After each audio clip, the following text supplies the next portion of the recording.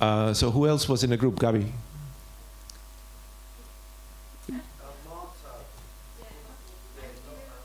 Here we go. Would you come to the front, please? And Mies, introductory words for the wrap-up. Thank you notes or something. Yeah, I don't know what to say. You've all been there, but it has been amazing. I think to be with you guys. And I also learned that if you want to discuss more than just people's really close interests, you really have to tell them that you want that. Because I thought actually that we would discuss humanity and Mother Nature and everything, but it was really an industry talk we had, and that was what was close to you when we were here. We didn't ask you to do anything else, but it just taught me that if we want to dig deeper and also have a perspective that is outside our own bubble, we need more time and we need kind of a very structured way to communicate. So that was a learning. But I think I'm just feeling that this is the courage class. You opened up and you shared, and that was fantastic. Then I don't have that much more to say. Not yet.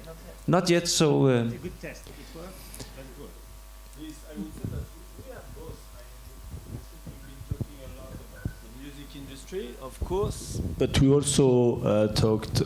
It was also going behind the music industry. Maybe while we were trying to wrap it up, we wanted to bring something for the music industry to finally be concrete. But yeah, I really think it was way wider than just talking about sync. So yeah. Be sure this part was there, I think. It is in the know.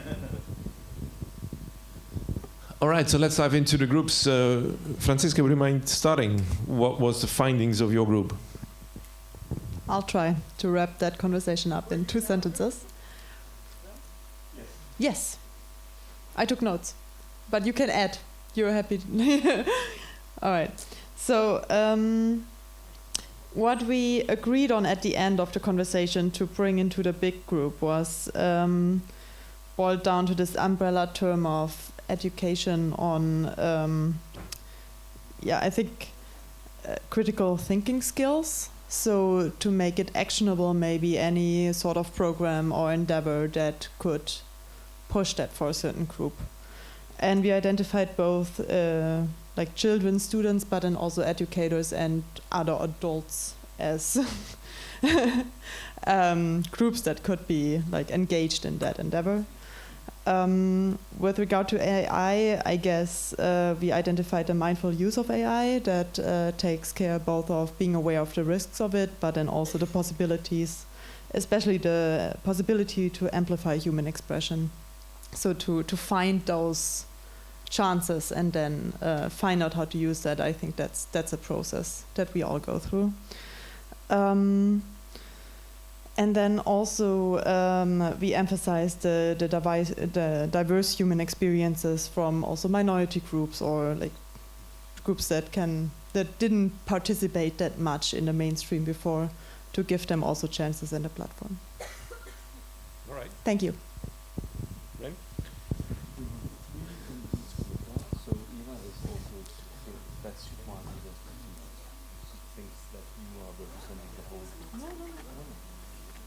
So in our little circle, when trying to find one goal that we would like to break down, how to get there, we actually couldn't find a goal. We found several goals. We felt like it was very representative of the music industry, how chatty it is, and everyone's just chatting and talking his mind, and it was really not possible to single in on one goal, even if it said that it doesn't have to be the most important thing in the world, just like at least one issue that we felt like we could solve. We circled around artist development a lot, curation a lot, One was even an interesting one, how abusive managements and artists could be towards labels and publishers. That was an interesting take.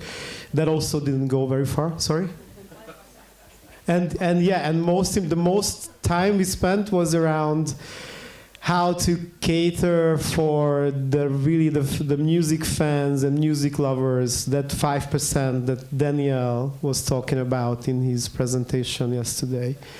And we also felt, that most of the platforms cater for the 95%, so for the non-music lovers, but is there anything that we could do for the music lovers and music fans? And is there a point to that? So would that make more money for the ecosystem or less? So that's also something we couldn't really agree on. So these were the things.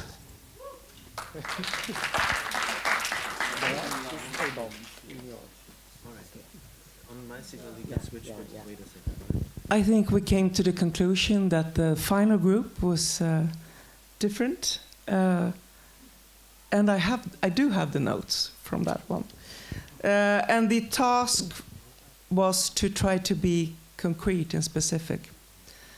So we thought, what can we do? And we thought that Act in Sync could be the organization or a platform providing results of mapping good initiatives on one. We could provide information on like mapping, like licensing, how does it work, rights holders, etc. system. Also fairness, environmental, and sources, which could mean that we provide information on perhaps that anyone, like this is how licensing works. Please come in, Frank and Clement. Like presenting, this is what it looks like today. This is, so for example, do you know that stock music is like X amount of the market and the real music is like that kind of music? You know, providing information, but that could sort of, well, you have to show sources from that, etc., and so on. But just like mapping the way of the way things work, including environmental initiatives like Impala's carbon calculator,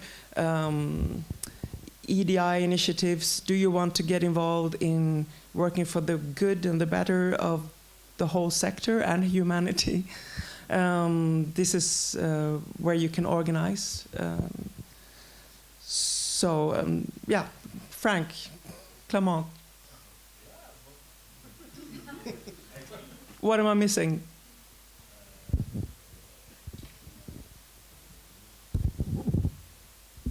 No, I agree. I think the idea was maybe also to talk about how we could get, but we've been talking a lot after when we were talking with our peers, music supervisors, about guidelines to have some information, because very often, and I think that's something that came a lot during this session we made with all the music supervisors, we all feel that we are repeating and repeating and repeating again the same things, important things about the good practices, maybe a few information about the pricing and so on. And so indeed, sometimes I feel, Francesca said it also, we need to repeat and repeat again, whereas if we would have some source of information that we could present to a client, whether it's a ad agency, a brand, or a production company, it could help sometimes to make them understand it's not just the advice of Marcus Linde or Francesca Baron, but the practices that are the one of an industry, and because and so we could also handle the AI. That has been a topic that was coming again and again, especially generative AI, that is putting a lot of huge question, even philosophical question in the room. And so we could also say, okay, as long as we don't really know how to deal with that, because as you all know, there are the company are sued at the moment, all this Suno and things. And so instead of saying, I don't know really what happened, what we could say is that, yeah, we know that there are no real rules at the moment. And the brands, especially in the same field of advertising, would be quite afraid of using it as long as we don't know what will happen. And they don't like as much very much the risk. So yeah, that's something we could think about through Acting Sync, or maybe through a music supervision guild that Fred was also talking a lot about. So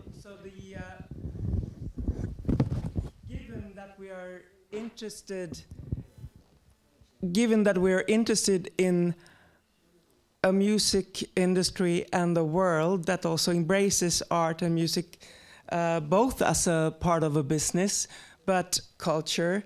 And given the fact that we cannot hand over the truth of state of the way things work or whatever, that kind of truths cannot only be provided by the world's biggest companies or Spotify or whoever. So an organization or a platform like Acting Sync could be, well, this is also the truth. This is how music works. This is how music impact people. Maybe argue for source, like quality stamps of the source of music. This is music released by a label, member of AIM UK or SOM Sweden, and this is AI music, and this is epidemic sound, to help the consumer make the right choices. And the clients of music supervisors could be big Hollywood production companies or other production companies, but they're still working in brand building, brands around trademarks and brands around the film or spin-offs. And if your film is only filled with AI music, it will be worth less in the eyes of the public compared to if it's filled with real music. And I don't know, guidelines like that. Sorry. Yeah. So, Marta, findings from your group, please. Thank you. So our group focused in something the other groups all mentioned, which is curation, right? So bringing back the humans to humans, not the machine to humans. And this is made by listening to radio, by writing about music, PRs and journalists or wherever, and music literacy, what we call music literacy, which is a sort of music education, like having influencers to pass the message, and real education, musical education in schools. So, you know, getting the ear trained to listen to music and then explore that. That's it. Should I leave it here? Thank you. So I took the opportunity because we came also to a very similar conclusion, and also Franziska said something before. So we started with a very provocative thing, that the affirmation was there is too much music released. And this led us into a very interesting discussion.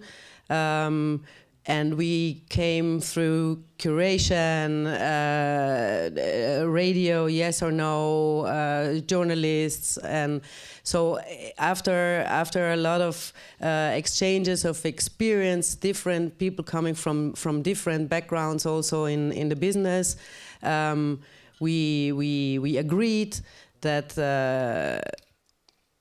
we would like to help bringing education, musical and art education back to schools and outside schools, so to offer a broad possibility for people to learn and to make their own judgments and to ask the right questions, because we will not be able to label. We feel in our group, we had the feeling that we will not be able to decide in any way what's good quality and what's bad quality. So the people should relearn to listen, to play, to live with art and music in their lives in order to make the right decisions when they have the opportunity to decide.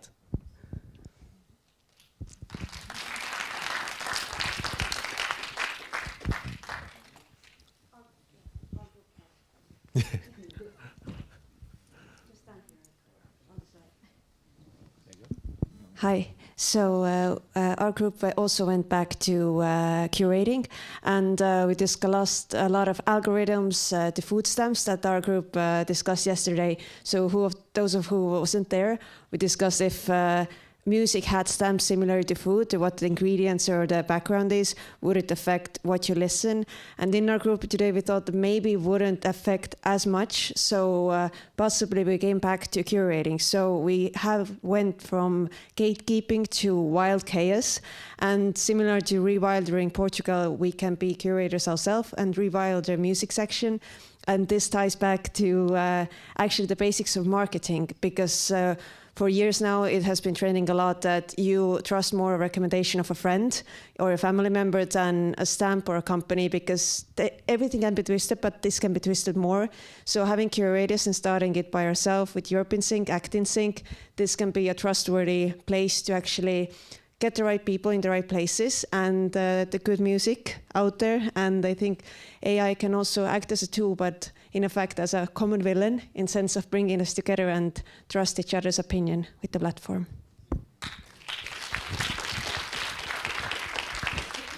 Thank you.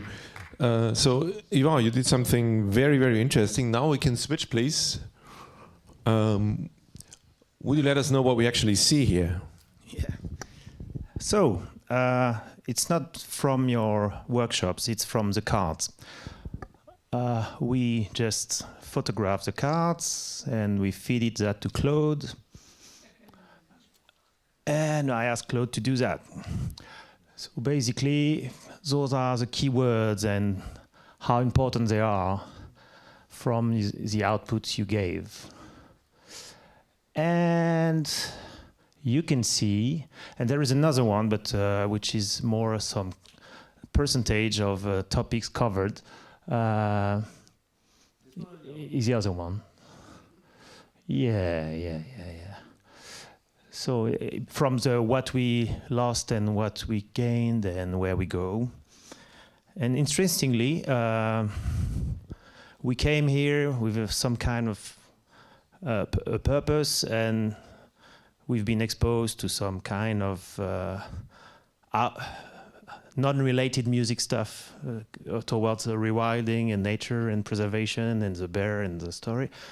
And only one mention of sustainability and environmental stuff has been mentioned in all the cards, as an example. So sometimes the starts are cruel, or at least they say what they have to say. And I'm not patronizing anyone, because I was part of every conversation. I was deeply into it, and every conversation we had I was part of was super important and meaningful. Just to say that, and when I hear the first 6 conclusions, I was like, everything I heard is pretty conservative, to be honest. So I'm sorry to say, and I'm including myself in I'm including myself in this. I'm not telling you did wrong, because going back to radio and educating people, it sounds to me like the right wing in the election telling the kids they should behave correctly and not listen to hip hop.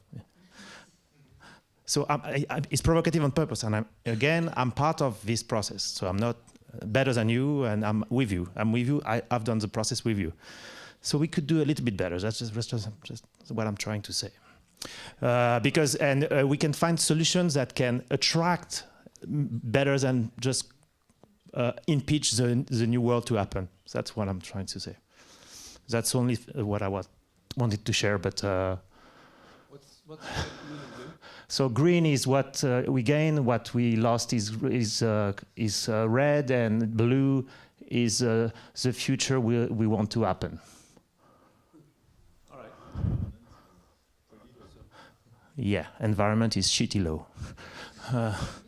And I'm not proud of that. So anyway, so there's nothing to be sad about, but just as a wake-up call. I think you're wrong. Hey, that's why I said that. Hey, I wanted the room to wake up a little. Come on. Yeah. Or let me put it like this: if the task is to act in a given context, we are analyzing the world around us. But what we should never lose is hope and faith in human being and art, and that it's possible to change. And what is really necessary is for us as an infrastructure for the creators to encourage brave creativity. And we are still infrastructure, but also gatekeepers. So I'm not sure that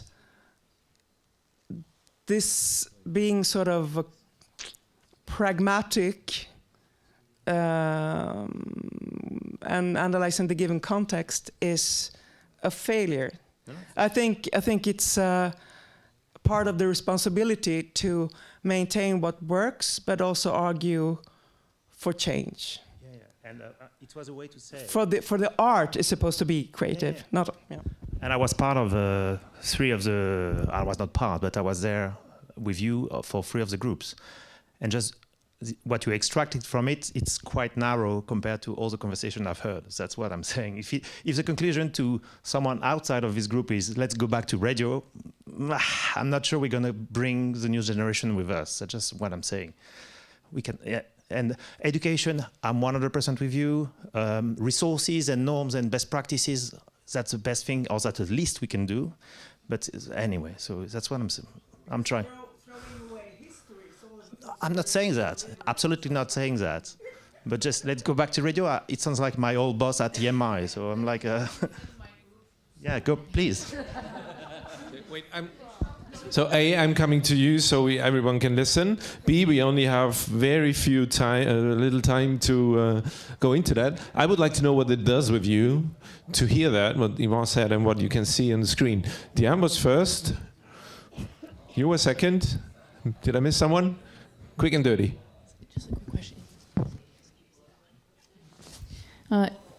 Yvonne, I had a question about what you just said, because I like the idea of like, how do we like fuck shit up more? and in a way, my interpretation of that is like, how do we convince people of the value of music more in every single domain? So I'm curious, like, maybe if you had an idea when you said that, like in terms of like, is there a way to all of a sudden market music in like weird and kooky ways that are like a little hype driven, but you know, in a way get people excited about like people making music or people being fucking crazy. I don't know.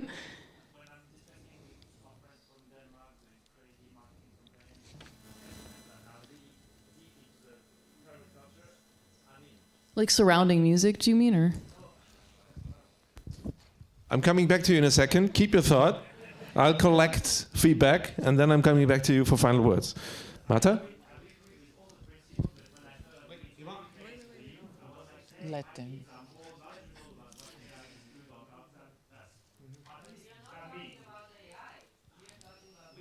People, the mic's here.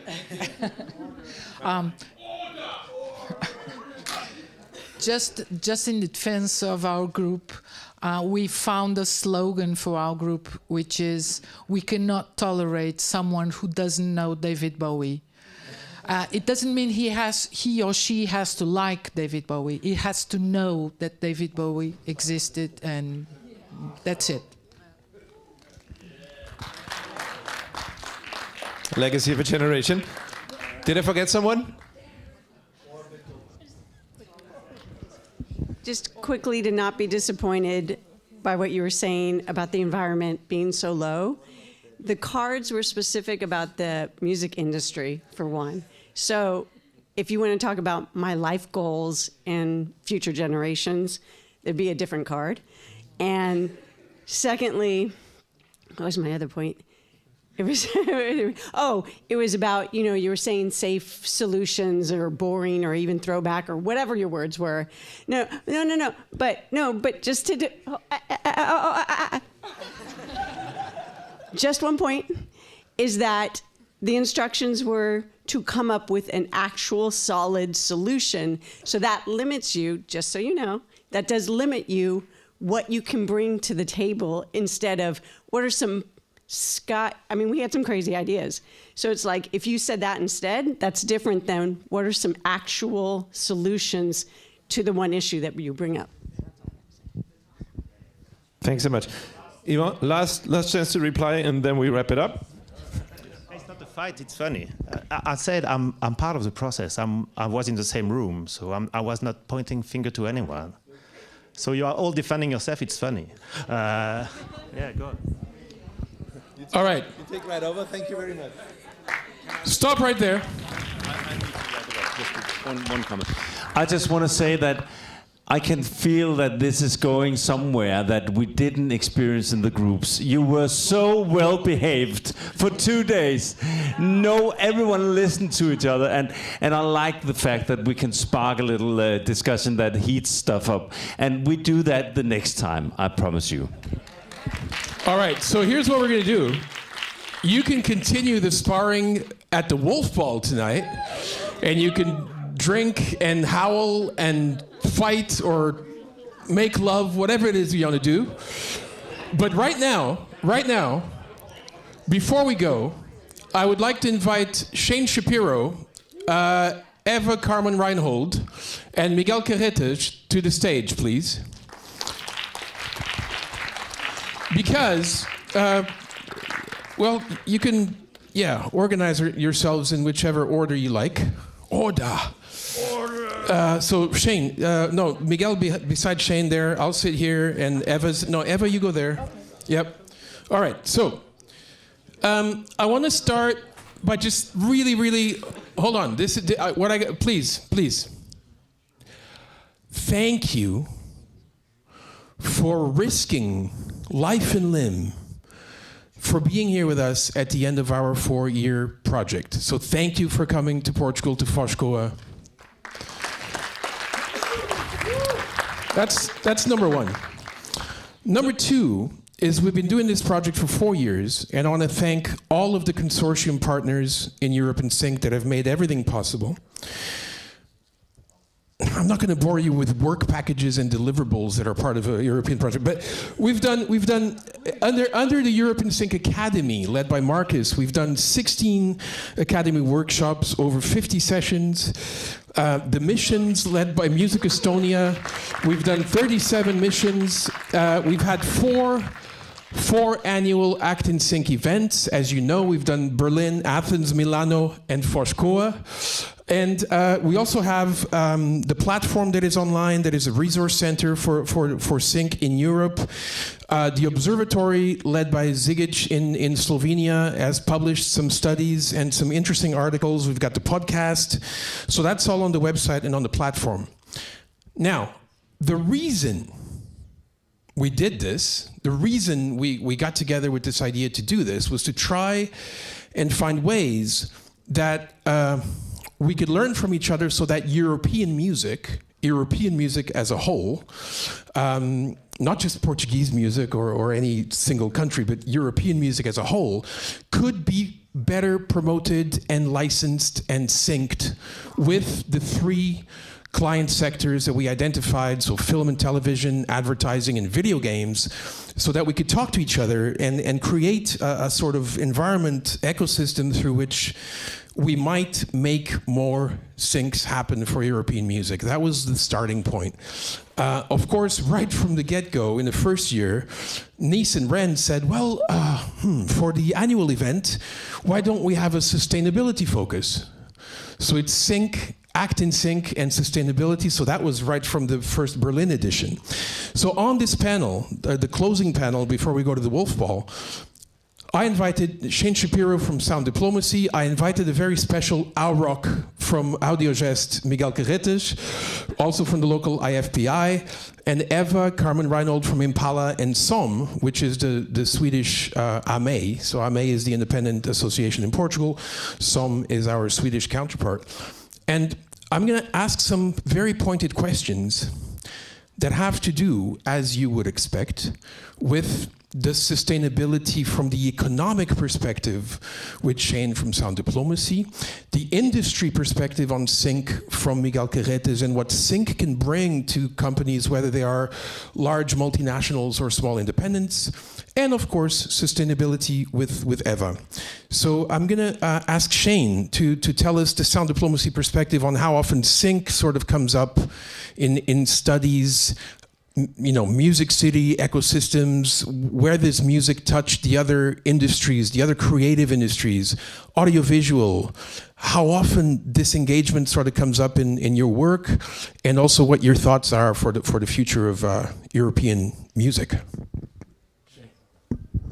First off, I always feel like I'm on a panel like stopping people from drinking. It's like, here we're gonna talk instead of going and having fun. Essentially what you've just said. And then, well, usually it's always better. Hi everybody, I've just arrived. I haven't seen all of you. And if you don't know me, I'm Shane. I live in London, despite the way I sound. Sound Diplomacy, for those who don't know, we've worked globally on music and creative economy policy with governments, large organizations, cities and places. We've worked in about 180 cities in 50 countries. And I always kind of say my job is to explain the value of music to non-music people and try to get them to care about it. Sync doesn't come up very often. That's one. It is, you know, I kind of find, you know, most people kind of really treat music like they treat water, right? You only recognize it's not there when it's not there. And the mechanisms that get us water, you know, the pipes and the filtration, the sanitation, all that kind of stuff, we're not really paying much attention to when we turn on the tap and we drink a glass of water. I think the same thing happens in most people when they're listening to a song. They're not really thinking about where it came from. I believe that's even more separated when it's a song or a track or a piece of music. I use the song in the most general sense of the word, that is then being used for a secondary purpose, you know, be it a film trailer or an advert or whatever. I also think there is very, very little education that explains that this is a job. I think one thing I've learned this afternoon is I need to be better at explaining it, and that music supervision and the world of music supervision, from composer through to placement and contracting and so on, it's not really a sector that is understood as part of a city's economic development strategy. So I think or a place's economic development strategy. I think there could be work that could be done around how we incentivize the creation of music in places and how we link sync to that. There's lots of incentives to build shit, right? To build buildings, but when it comes to culture, most money goes into essentially giving private companies money to build something, right? And most of that is in stadiums and arenas and film studios.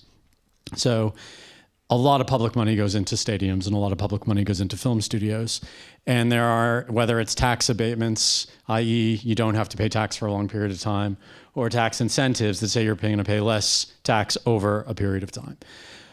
We never really factor in the creation of the music and the production of the music into those. And we have really, really tried to do that. So I think that from an economic sustainability perspective, I think one of the things that we could do better, and what I could probably do better, is to try to be a better translator to recognize how places and countries spend money and invest in the creative economy, literally how they do this, and then how we collectively work and where that Venn diagram meets. So that doesn't really happen very often. And I think that it could, especially because it's quite easy to explain how to invest in audiovisual and film, because there's a 75-year history of money being thrown at movies around the world. Not so much music. Music is much further behind. And then I think that there's another opportunity, which we do work on a lot, is engaging communities and governments and big companies to understand the role of intellectual property as economic development. I hope I'm not boring you guys with this nerdy policy shit. Okay, but we have a bit of it. We have two kind of sayings that sound, and I'll shut up in a minute, but we have two kind of jokes that sound diplomacy internally. One is we always say everybody has the same unique problems, because everyone comes to us and has some sort of issue that we've encountered somewhere else. But of course, it's unique to them. And two is there's no such thing as economic development in a city's mind unless it comes with a shovel and a ribbon cutting at the end. So the lack of understanding of what intangible assets are in cities and the value of copyright, the value of intellectual property. Most cities get patents, but they don't get copyright. And then music is super bloody complicated. So and inefficient in many respects. So we have done a lot of work trying to engage communities in understanding that they're investing in a music hub or they're investing in a studio complex or something like that, and trying to build a tax incentive program around it. We have been modeling the potential value of intellectual property. So i.e. whatever you have 100 artists in a studio over X period of time, they're going to make Y amount of music. 1% of that may be successful. Here's the potential value of that to the tax base over a period of time. So we have done that, and we've had some success in a few places and with a few developers. We even have a pilot in a city in the UK. I can't tell you where, but essentially the developer has built a studio as part of their cultural use provision in this big development, and they're giving free studio time to artists and for a period of time in exchange for 1% of the value of the IP, but not for the developer. The value goes into a local trust. And the local trusts, and our hope is that in 10 or 15 years, maybe something will be successful. So it's like a circular economy kind of initiative. So there are lots of things happening in this world, but the fundamental core issue, whether it's Synch or any other sector, is most people have no idea how music works. I'm sure you've talked about that. Literally how music works, how music gets on the internet, how music is made. Most people have never stepped inside a studio, and how copyright works on both sides, I guess. So being better translators and understanding that the language and the history of incentives of economic development, of how we invest in people, in how we invest in cities, and the language of music are different languages. And we have to be better because we have an incredible opportunity right now in our sector, right? We are a relatively environmentally sustainable sector compared to other sectors if you do it properly. That's one. Two is, we're a sector that appeals to young people, and job creation around young people, especially in emerging markets, is a huge deal. We are a sector that has healthcare and educational positive implications and has social value. So you can actually put numbers to social value in terms of how much money you're saving the health service or how much money you're saving the prison or police through investing in music. You can do that. And maybe I'm going off topic, but you can build all these economic frameworks into investing in music as a way to invest in all sorts of other things using music. And that's kind of what I do now. So my goal is to incorporate music into how we address and solve big problems. I think Synch has a part in that, but I think there's a big education around how we invest, how we match these types of languages, and how we advocate collectively for the potential of music in our cities and places, not just as an industry, but as a broader ecosystem and community development tool. Okay, thanks. Well, I think that's a round of applause for Shane. I think you talked the very last sentence. He said the word collective, did he not? So this is the perfect segue to ask Miguel from the local PRO, Audiogest. 2 questions. One, how do you see Synch as being relevant to Portuguese music, especially in the prism of internationalization of Portuguese music, and also what you think can be done to improve Synch inside Portugal as well as across Europe?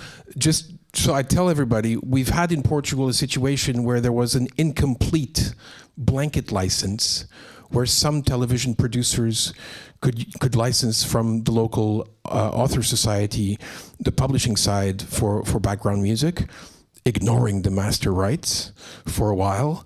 And so I know Miguel has been working to solve that. So yeah, Miguel. So first, great music. That sounds like That's the only ball that we'll have today. Thank you very much. First, I'm already your fan, Mr. Shapiro, because what we have said is it's really the topic that for me I'm running for that. It's to evaluate the economic value of music, and in the economic and social value of music. But going more directly, first, thank you very much. It's a pleasure to be here. What we have seen here, it's something that I'm not used to see in other forums of let's say more formal industry, and I'm very pleased to be here, and I'm very pleased to be in Coa, where some of our ancestors starting to make art and to somehow create value around culture. How does Synch can work for internationalization of music?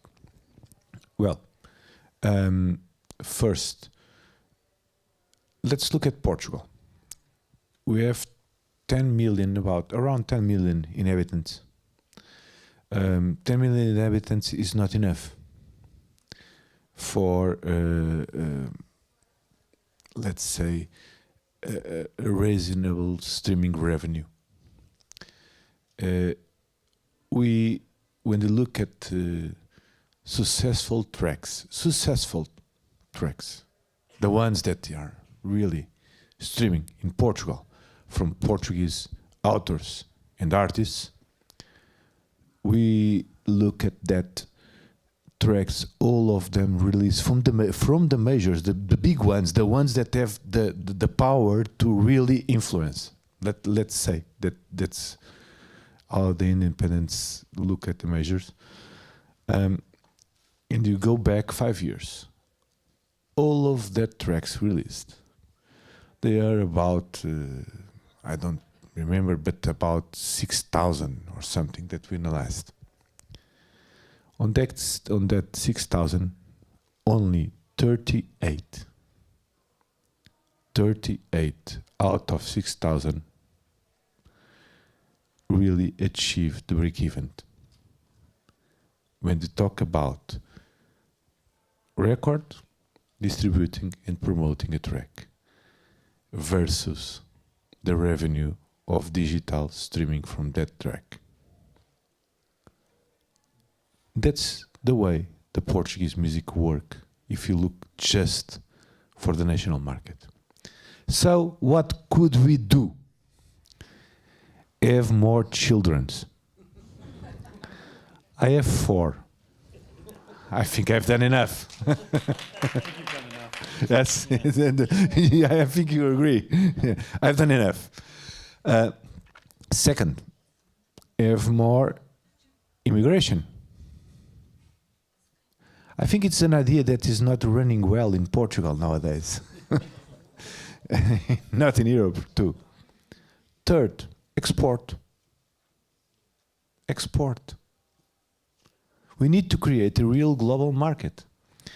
And as we see, there are a lot of music, probably too many musics released a day. How can we make difference? How can Portuguese music make difference? How can we export? First, what we understand until now, and we are starting to have a program, we Audiogest, which is the not only the CMO, but also in Portugal, we need to invest, we need to save some money that we collect to invest in promoting music. And our goal on the next 3 or 4 years is to invest on internationalization of Portuguese music. And yes, Synch is one of the issues that is also always on the table when they speak about internationalization. We have a lot of investment, Portuguese investment and European investment on the audiovisual, on films. Actually, we have a Portuguese Film Commission. Portuguese Film Commission. What is that? It's a commission, it's Portuguese, that should attract out of Portugal productions to be made in Portugal. And they have a lot of benefits on that. Tax rebates, etc., etc., etc. What we are trying to do, for instance, is to say, why not give more that's benefits to those productions, international productions made in Portugal that use actually Portuguese music. That's one of the issues that we are trying to implement, and that depends on public politics. What we need to do for that? What we need to do for that? First, we need, obviously, to educate not only our publishers, because I'm not educated to that. You can speak better than me about publishing in Portugal, Nuno, but also our master owners about creating a database of Portuguese music for the purposes of Synch, or to participate in international databases for that purposes. And that's one of the issues that will be, let's say, investing on the second half of 2026, this year. That's one of the goals that we have. And obviously, we need to have also some, well, music, I don't believe that music needs so much public investment for production. It's cheaper to produce music rather than films in general, but we do need public politics to promote national music. That we need.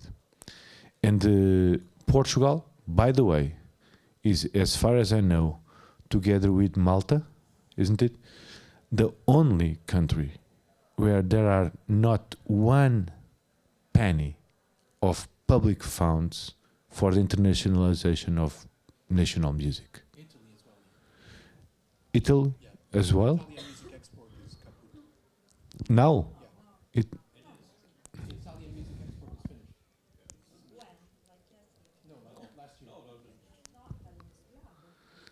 Italian music export is finished. There's regional ones. Yeah, of course. Sorry for touching a point that but actually, why Portugal, which is what we can call the Portuguese Export Office, that is created by private organizations, is financed by the cultural funds of both Audiogest, which is the Producers Association, and GDA, the Artists Association, and nothing from the Authors Association. And yes, in Portugal, part of the synchronizations is on the blanket license on the side of the authors, but not on the side of the producers of the repertoire owners of the master. What we are trying to do is also to educate our members that they should license synchronizations, syncs. And what we are also doing is on a, let's say, a mandate, a voluntary mandate, to accept a mandate to license what we can call non-essential background music or non-musical programs. We are one of the few producers collecting societies that will manage this right, and that is not in fact a collective management. It's an individual management through a collective organization, a collective CMO. And that's what we're trying to do about it in Portugal for Portuguese productions for television. Very good. So moving right along. Okay, round of applause for Miguel. Moving right along. Oh, Shane's run away. All right, thank you, Shane. So last but definitely not least, I have to tell you a bit of a sad story that's not unlike the graphic that Ivan showed. But Impala has a great program that started with the carbon calculator, addressing sustainability for the recorded industry. My label, Lusitanian, was one of the first to donate 2,000 euros to help fund the carbon calculator a few years back. K7, I think, were one of Horst, rest in peace, was one of the main proponents. But so we tried to do a session through AME here in Portugal, an online session with the climate clinic, and there were no signups. And so it's very, very similar to that graphic where we see that, sustainability, the environmental sustainability, and this has to do with the Creative Europe Impala Network program as well. So we're going to try again because there were no signups last month, so we're going to postpone it, and we're going to, so I want to hear a little bit more from the Impala perspective, as well as SOM in Sweden. We've talked about sustainability from the economic perspective, and now I'd like to address the sustainability from the environmental perspective. So thank you, Eva, for being here. Oh my God, you're throwing me in as an expert on the environmental side. Okay, well, yeah. Sustainability, in my opinion, also includes the human beings active, because it's a people's business, right? And what's good about the Impala's carbon calculator is that it provides dedicated music investors to also get a grip of their impact, how their business impacts the environmental industry. That's great. And I'm not sure what you want me to say. I was a bit thrown away about this, but sustainability is something else. Yeah, because I think I was sat in the crowd when you talked earlier, and I'm like, no, save that for our panel. But anyway, so Eva spoke about it before already. But from the Impala perspective, as a trade organization of independent labels, what is the role of independent labels? Why should we, of course it's easy to answer, why should we be concerned about this? But what can we do about it? Some of the mechanisms that have been discussed, and what has SOM done in Sweden that we can learn from? Because I always love to try and, there's a lot of people in Portugal that think we should copy France, like with the statute of the artist and this thing, we try to implement French models. I think we should implement more Swedish models. Nothing against the, French people. But so, what has SOM done in Sweden with your members regarding sustainability? Well, SOM is, I think, the world's oldest organization for independent labels, and the story goes back to 1974, when the industry in Sweden was very much controlled by the big labels. Distribution, etc., was controlled by the bigger companies, and the the vibes, the current vibes, were the music movement, as we call it in direct translation from Swedish, was very left-wing, progressive music, and the bigger companies didn't think it fit their, well, you know, their menu or whatever. So what Silence Records, founded in 1970, and M&W, founded in 1969, did was that they founded a distribution company of their own. And when the pressing plants were too busy, they founded a pressing plant, i.e. they took control of the whole chain, providing that to the indie sector. So how does that relate to the music industry today? Well, in my opinion, music is like the greatest art form. It's Gesamtkunst, it's lyrics, it's rhythm, it's music, it's the artist interpretation, and we all know that a song can really, you know, transport you in time. And this is also what you work with as music supervisors. You enhance the story of the film or the TV using music, adding. But so what the independent sector is doing is that it's pretty much consists of people providing infrastructure for the artists and investing in brave and culturally diverse art forms that, at least today, does not get any attention, at least not in the big labels. I'd say, at least in Sweden, they have sort of, the majors have sort of cancelled the A&R departments in most aspects. So the providing of the interesting releases and all musical genres, that stems from independent companies. But yeah. No, Shane, did you want to? There's a good initiative. Sorry, just. Yeah. Sorry.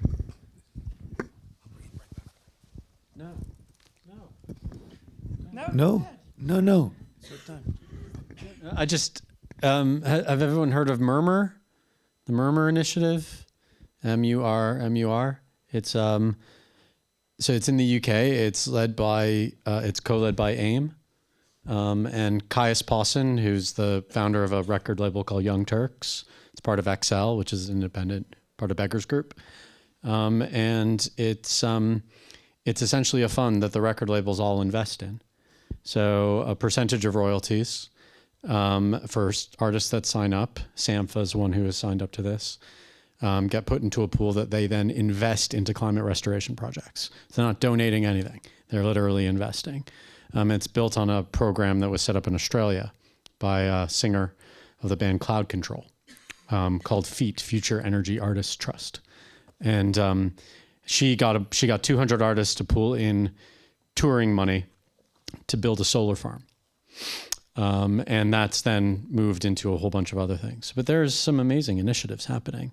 But Murmur, I think, you should really look at it. It's really, really good and really, really interesting. Sorry. Interesting. Sweden is also third biggest music exporter in the world.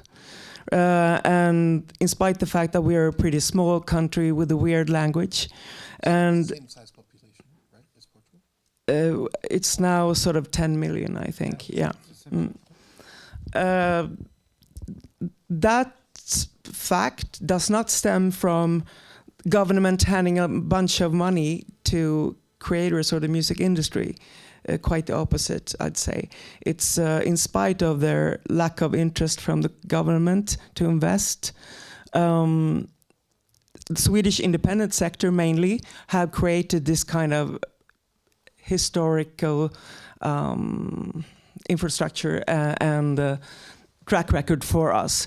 And with that, then you also provide role models that some people show. I mean, Stickan Andersson took ABBA into the world and showed that it was possible to reach an international audience. So and then several other examples, of course.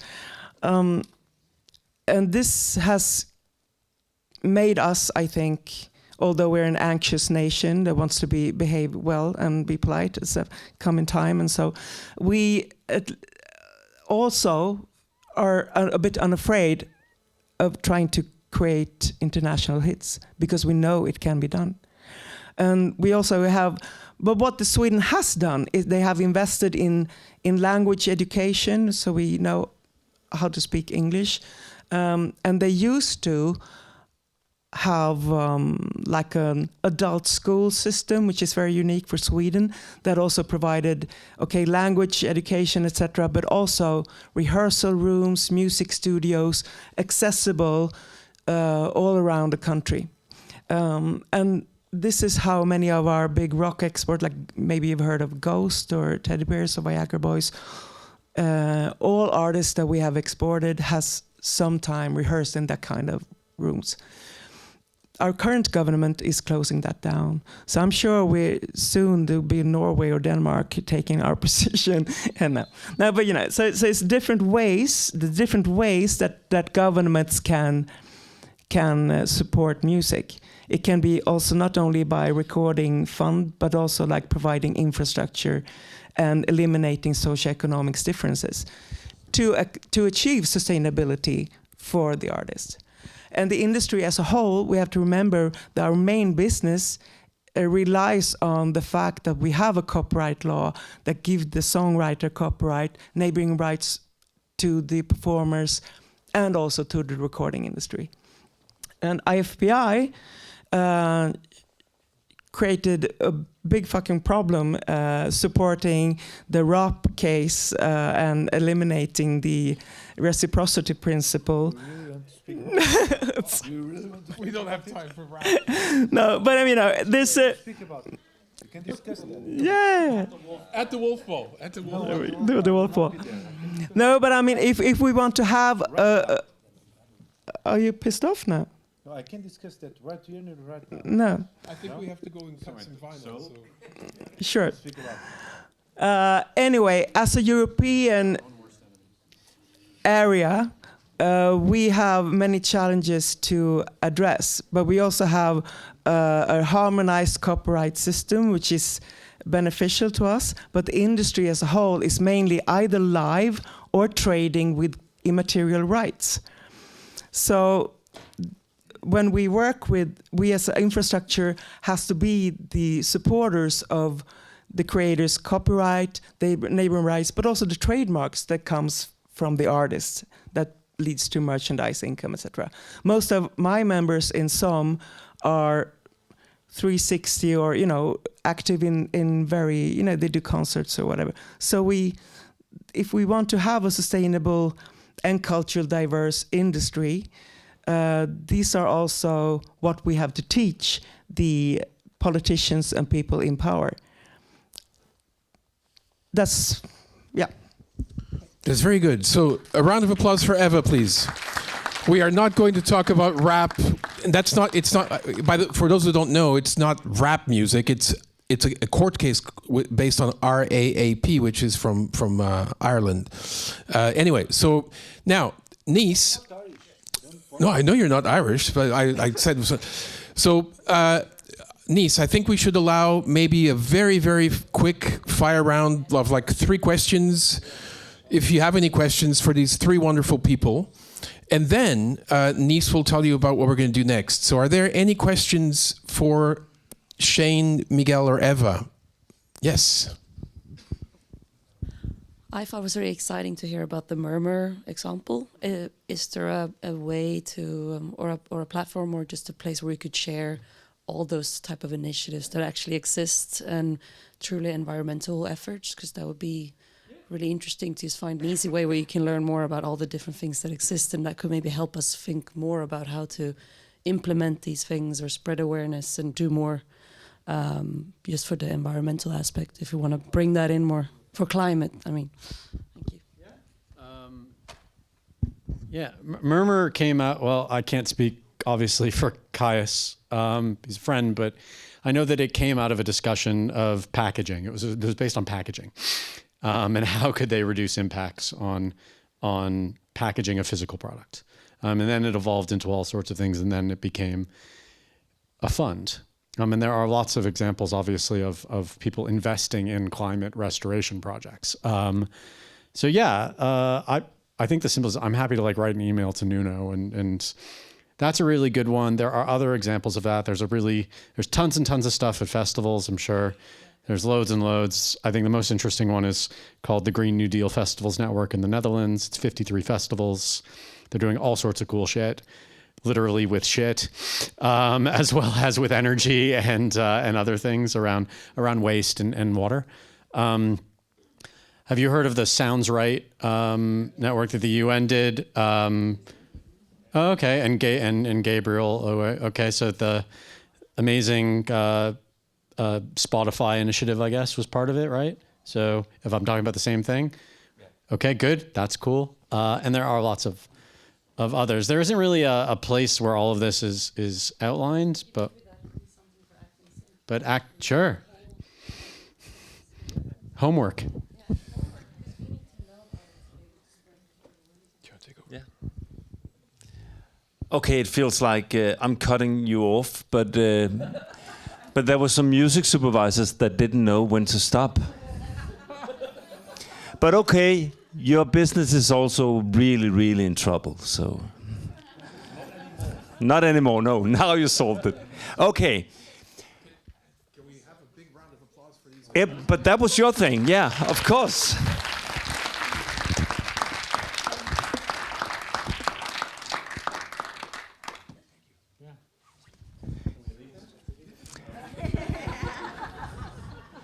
So, I know about the next little bit, but I don't know about the wolf ball. But it sounds fun.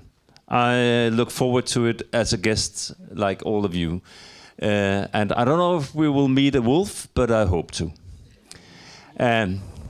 Anyways, when we came here, and I'm saying that because I am just pausing a process up there to be ready. So this is why I'm just explaining this.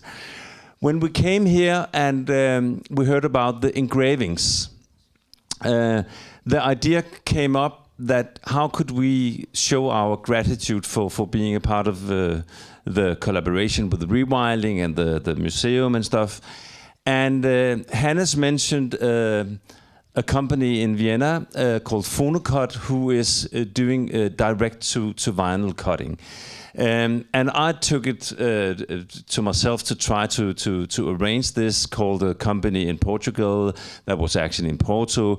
It ended up being a dead end. But Phonocut is such a great company, and we succeeded by making a collaboration. And the whole idea is that we wanted to give back to the Coa Museum for being here. And what we did was, okay, 40,000 years ago, there was some species writing something in the walls. It was art first made by human beings.